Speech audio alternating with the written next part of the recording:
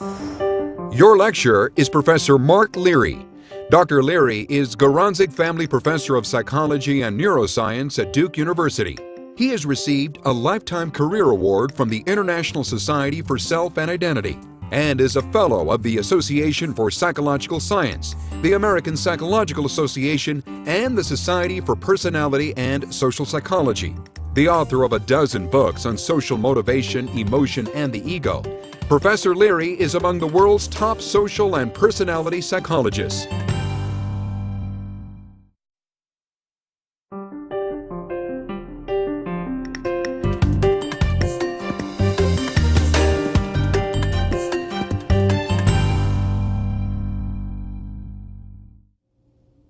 When people think about the great mysteries of the world, they usually think about questions like whether there's life on other planets, or where the universe came from, or maybe who carved those big stone heads on Easter Island.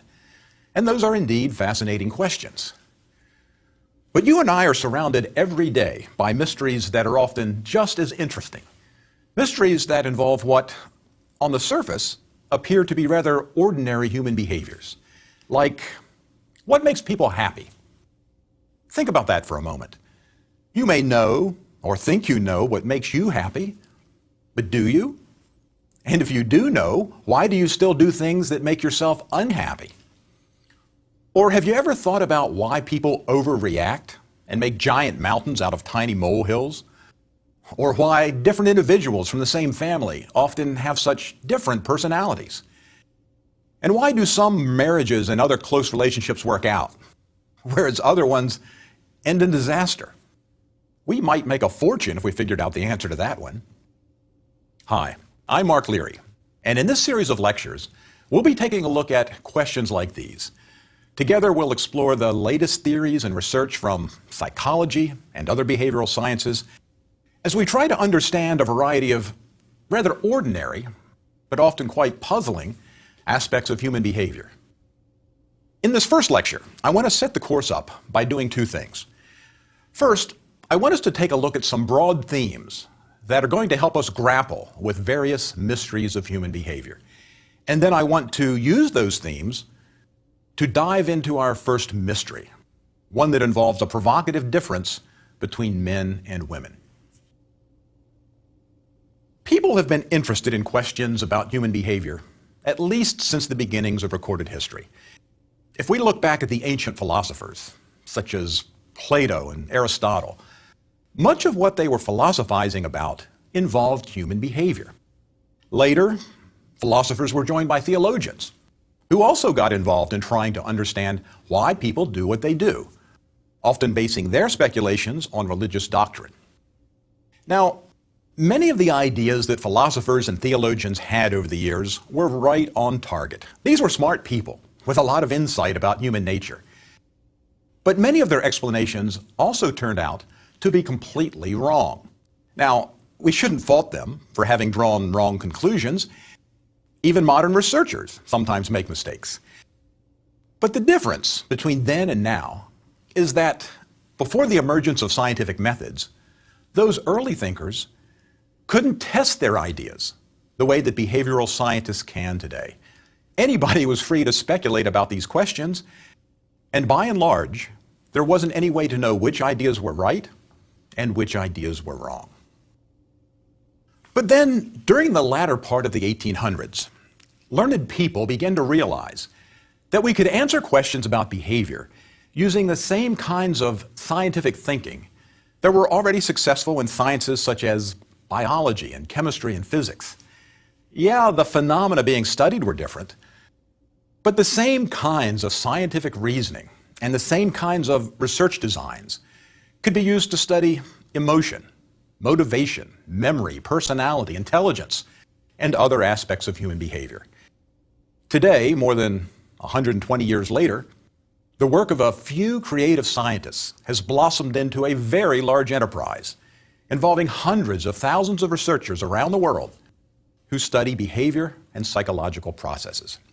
We'll be drawing on their research throughout this course as we seek to understand why we humans behave the way we do. Now, you have probably heard of the famous Scopes monkey trial that occurred in 1925. John Scopes was a public school teacher who was on trial for violating a Tennessee law that banned the teaching of evolution in public schools. The Scopes trial captured the country's attention, much like the trials of O.J. Simpson and Casey Anthony grabbed the headlines in our lifetime.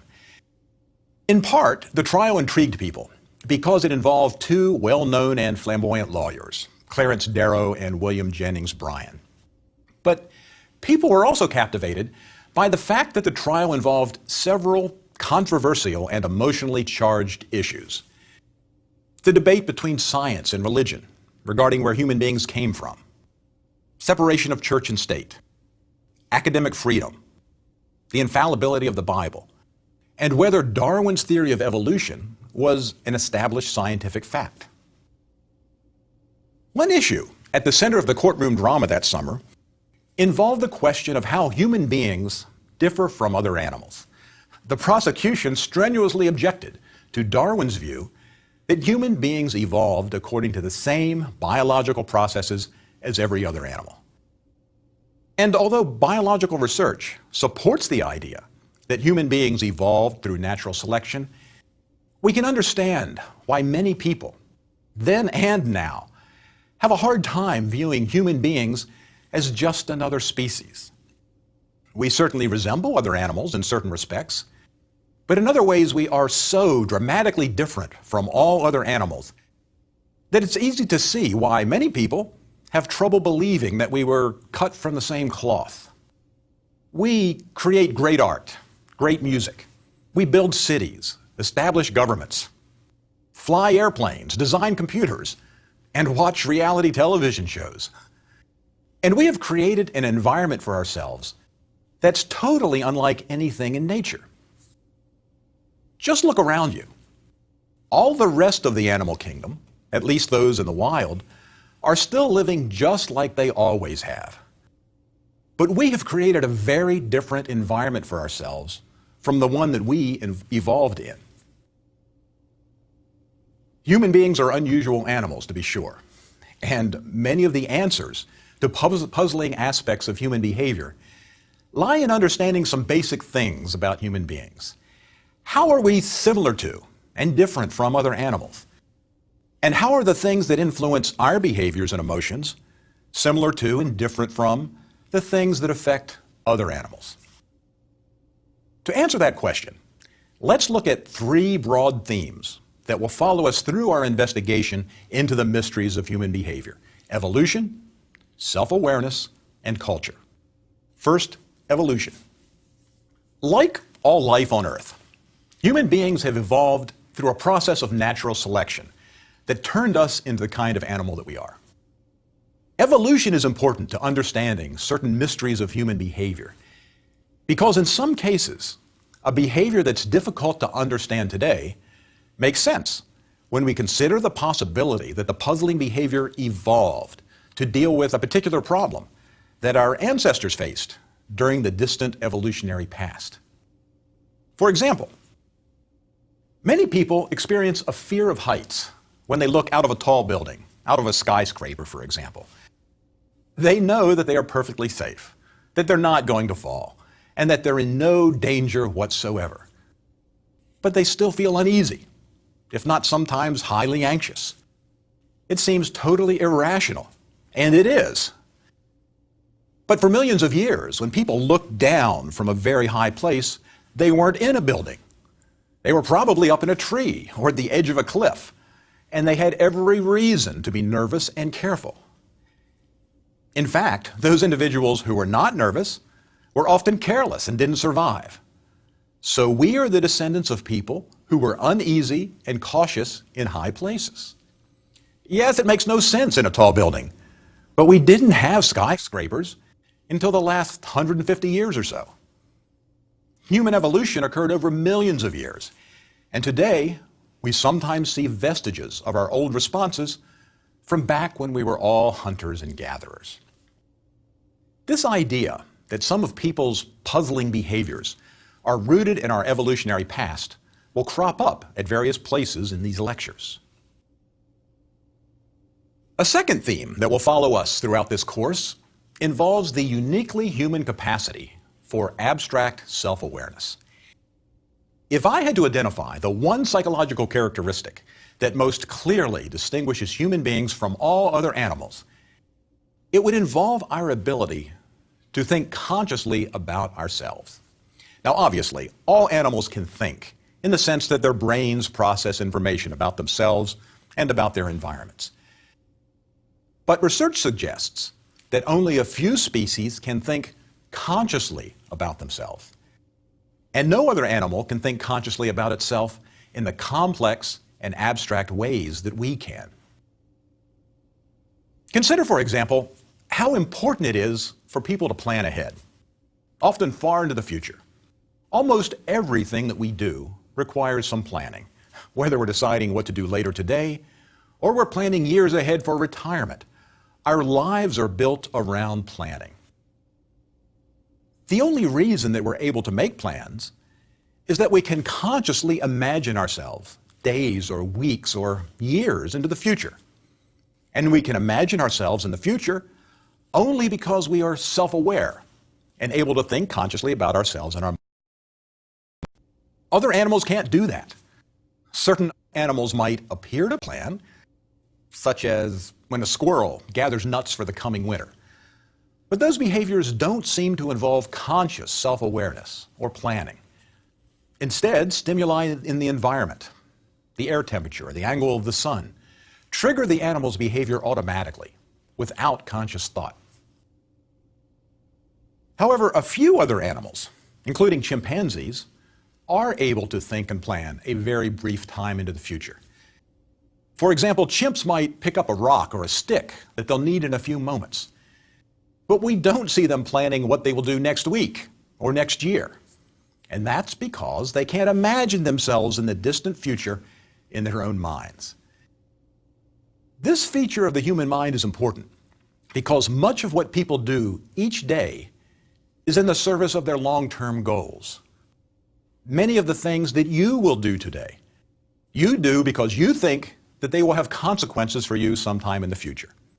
If you didn't have the ability to be self-aware and to think consciously about yourself, you couldn't think ahead or plan. Self-awareness also allows people to think about who they are and what they're like, and to evaluate themselves. And it even allows them to change their own behavior if they don't like something about themselves. Again, other animals can't do that. We'll talk in a later lecture about why people can't always control their undesirable behavior as they would like to. But my point here is that the ability to even try to purposefully change oneself is a uniquely human ability. I should point out that certain other animals, particularly the great apes and dolphins, do have a rudimentary ability to think about themselves. We know this because of research that has studied how animals react to their own reflections. When you see your reflection in a mirror, you know that the person in the reflection is you. Most other animals don't. Most animals react to their own reflection by either just ignoring it or responding as if the reflection is another animal. However, great apes, such as chimpanzees, gorillas, and orangutans, seem to know that the reflection is them. So they can use mirrors to look inside their mouths, pick their teeth, groom, or look at their backsides, much like people do. To demonstrate conclusively that chimpanzees can recognize themselves in mirrors, studies have been conducted in which researchers anesthetized a chimpanzee. And while it was asleep, researchers put an odorless red dye on the chimp's face where it couldn't see it, above the brow and on the tops of the ears. And then after the chimp woke up, the researchers put a mirror in its cage. Well, what would you do if you looked in a mirror and saw something red on the image that you were looking at? Would you reach for the red on the mirror, or would you reach for your own face? The chimpanzees reached for their own faces, indicating that they knew that the image in the mirror was them. Chimpanzees, gorillas, and orangutans all show this response, but no species of monkey does. And there's also some evidence that dolphins and elephants, and even maybe magpies, show a rudimentary ability for self-reflection, but most animals don't. Of course, this is a very basic sort of self-awareness, and we can think about ourselves in much more abstract and complex ways than other animals can. And this ability to think consciously about ourselves is important in understanding human behavior. As we'll see several times in this course, certain puzzling behaviors occur because of the ways that people think about and talk to themselves in their own minds. A third theme that will be critical throughout this course relates to culture. All of the socially transmitted beliefs and behavior patterns in a group or in a society. Culture helps to make us different from other animals, because it allows new ideas and new techniques to be passed from generation to generation. Culture allows human accomplishments to be cumulative. If one generation comes up with a new way to farm or to set up a government or to compose music, it can be passed along to successive generations as part of the culture. Now, scientists once believed that no other animal shows any indication of culture whatsoever, but we now know that that's not true. Obviously, no other species has the elaborate beliefs and rituals and customs that human cultures have, but certain other animals can pass along behavior patterns to other group members that then persist over time. Let me give you just one interesting example. In the 1950s, scientists began feeding sweet potatoes to the macaque monkeys on an island off the coast of Japan. But because the researchers tossed the cut-up potatoes on the beach, they got covered in sand. But then one day, a young female macaque took her sandy potato down to the water and washed it off. Other monkeys started imitating her, and after a while, virtually all of the younger monkeys in the group were washing their potatoes. The adults seemed more reluctant to adopt this new fad, though. Sound familiar? Well, by now, all of the original monkeys who learned to wash their potatoes in the 1950s have died, but the custom lives on. So we have a monkey culture that's being transmitted from generation to generation in which this one group of macaques wash their potatoes. Now, not all of the monkeys in the group wash their potatoes, but that's not any different than the fact that not all people within the same culture throw rice at weddings or celebrate Christmas or dip their French fries in ketchup. Culture is important in understanding certain puzzling behaviors because people often do odd things because that's what their culture says that they should do. Something that seems bizarre when viewed through the eyes of one culture or subculture may make perfect sense when we look at it through the eyes of another. I've described three general processes involving evolution, self-awareness, and culture that will help us understand certain mysteries of human behavior. These aren't all of the explanations that we'll use, of course, but they will occur often enough that I wanted to introduce them in this first lecture. I also want to mention a scientific issue that helps to explain why some of the topics that we will discuss remain poorly understood and somewhat mysterious. As we talk about various mysteries of behavior, we'll see that researchers have solved some of the mysteries, but that many others are either only partly understood or are not understood at all. Human behavior is exceptionally complicated at times. It's influenced by many interacting forces. Some of the causes of behavior lie in the genetic blueprint that designed our brains. But much of behavior is influenced by people's personal experiences, by how they were raised, by the influence of other people and social groups and culture. In trying to understand behavior, psychological scientists struggle to make sense of all that complexity in research studies that can tackle only a limited number of variables at a time.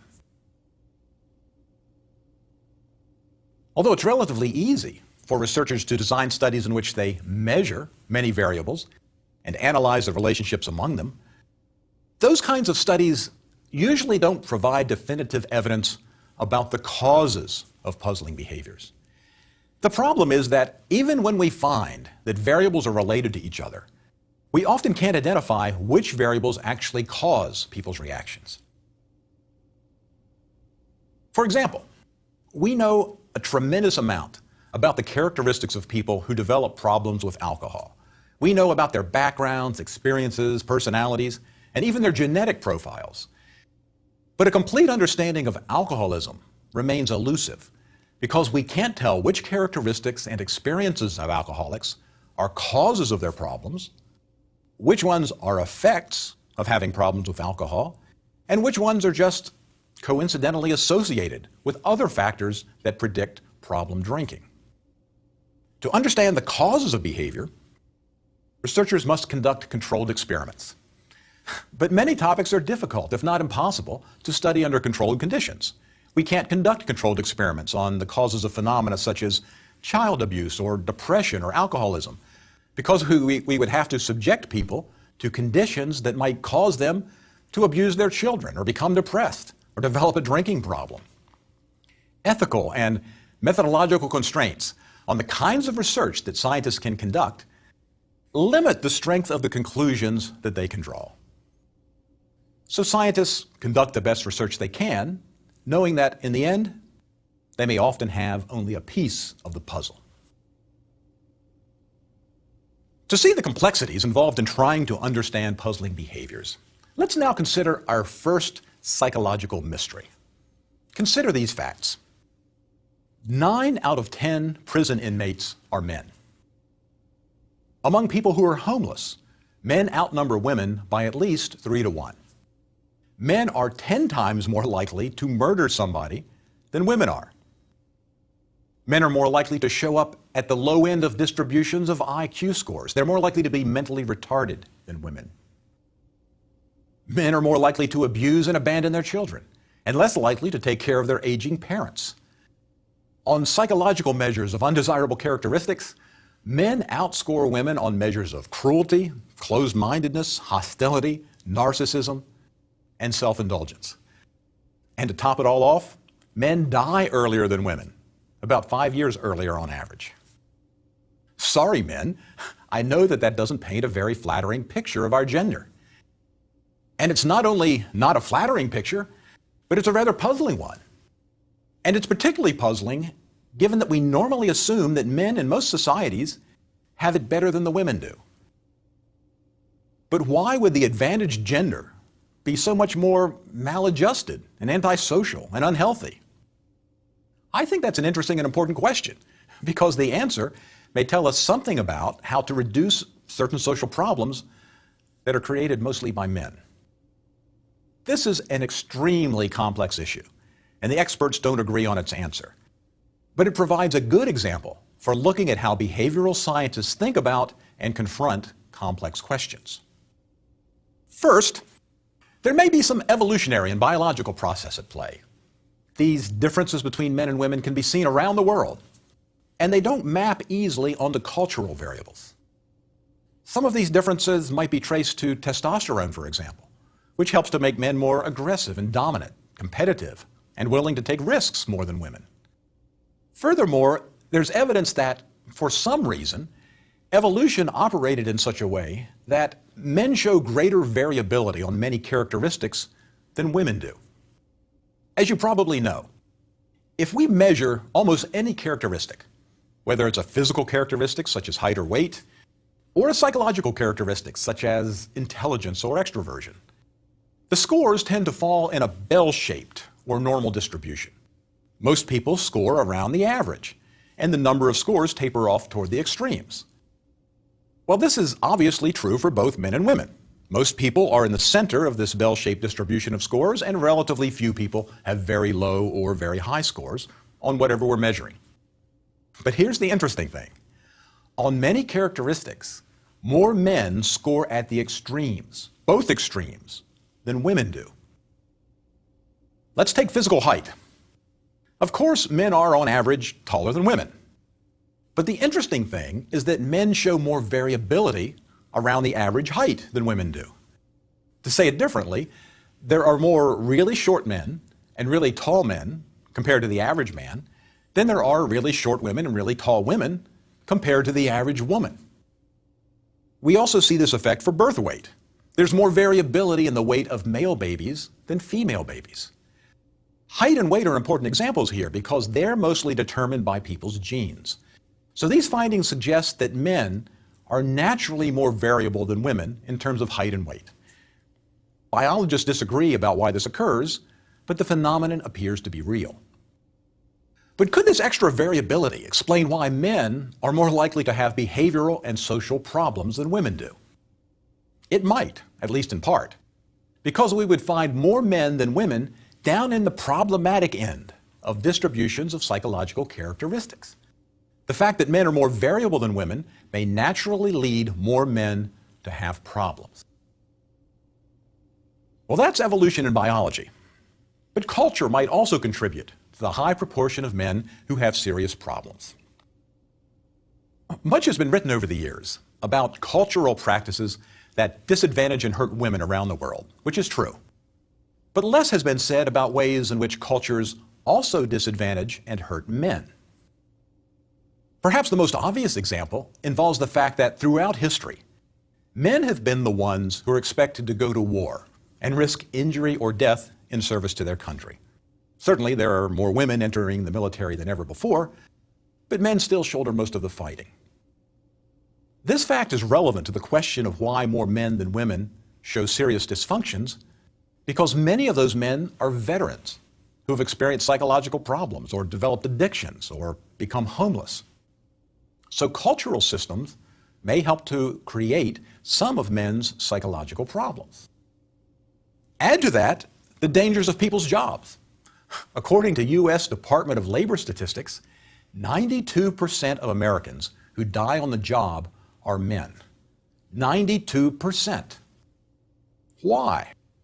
Because men are more likely than women to have jobs where they run into burning buildings to put out fires, or have gun battles with criminals, or work in logging or in construction.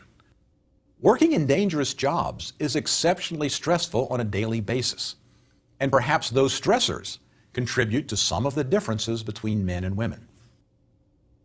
And why are men overrepresented in these jobs?